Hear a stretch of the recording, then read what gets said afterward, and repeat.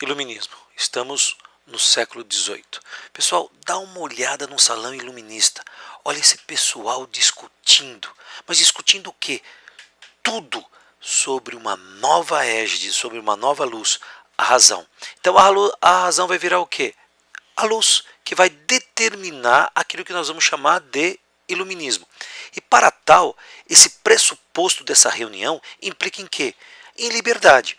Quando eu falo liberdade, significa autonomia. Quando você coloca-se como causa interna de si mesmo e age de que maneira? De maneira espontânea. Então, portanto, os seres humanos, via razão, são capazes de liberdade, são capazes de felicidade social. E essa felicidade social só vai se dar através do quê? Da política. Então, o ser humano é um ser capaz também de progresso, de evolução, de mudança. Então você está percebendo quais são as bases do iluminismo. Para a gente entender isso, se faz necessário que a gente perceba que o ser humano é um ser perfectível. Quando eu falo isso, o que significa? Que nós somos capazes de perfeição. A perfeição é possível para o ser humano. E como é que a gente vai buscar essa perfeição? Quando a gente se libertar o quê? Dos preconceitos religiosos, portanto da superstição. Superstição é quando eu superestimo o poder de alguma coisa. Essa coisa vai ficando tão poderosa que ela vai tomando o que eu sou, portanto vai me causando o quê? Medo. Então, necessariamente, como é que eu vou superar a superstição? Simples, pela razão. Mas que razão?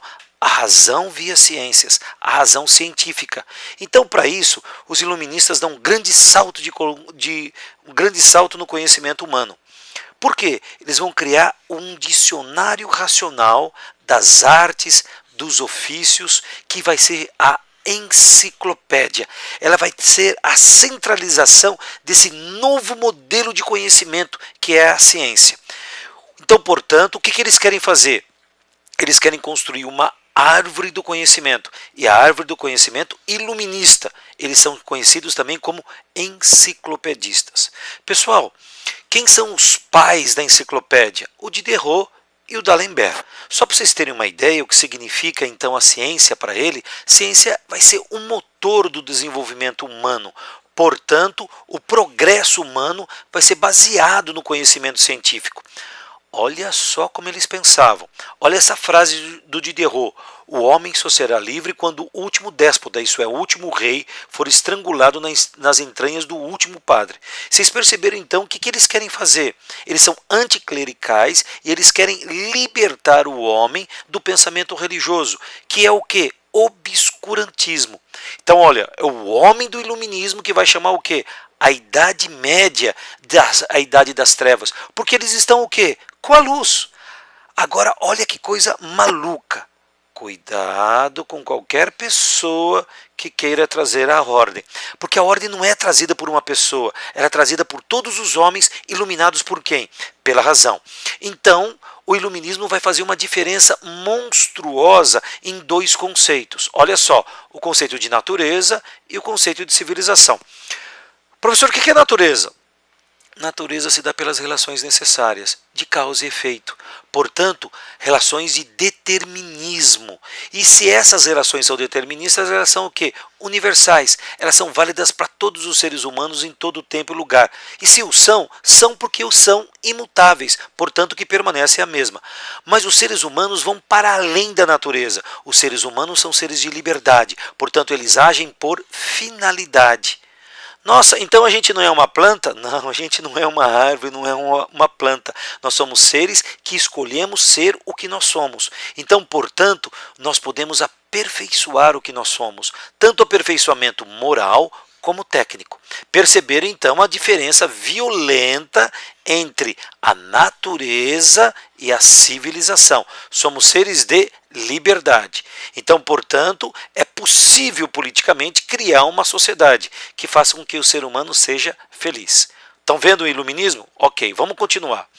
Pessoal, aqui tem um grande pensador iluminista, o Montesquieu. E o Montesquieu está claro aqui, né? Os três poderes. Como é que ele vai pensar esses três poderes? Pessoal, primeiro, ele vai falar na tripartição dos poderes. O que significa isso? O que ele quer evitar? O que ele quer controlar o autoritarismo, portanto a centralização do poder político na mão de um só. Portanto, ele quer controlar o quê? O despotismo, para que ele não surja, porque se há despotismo, não há político. Portanto, a arbitrariedade de um só, a violência, o uso da força para controlar a população.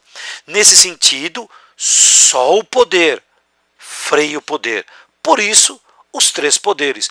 Não é possível, não se pode pensar em liberdade quando um único homem promulga a lei, executa e julga. Não é possível. Então, portanto, o que ele propõe? O poder executivo, que vai fazer o quê? Administrar a coisa pública. Depois, o legislativo, que vai legislar, fiscalizar. Depois, o judiciário, que vai fazer o quê? Julgar a lei.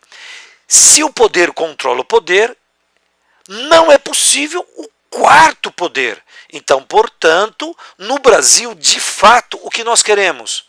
Aquele que elabora a lei, o poder legislativo. Depois nós vamos ter o quê? O judiciário, que vai necessariamente aplicar as leis. E o executivo, que vai administrá-la. Não é possível um poder paralelo. O poder tem que ser controlado pelo próprio poder. Muito bem, Montesquieu.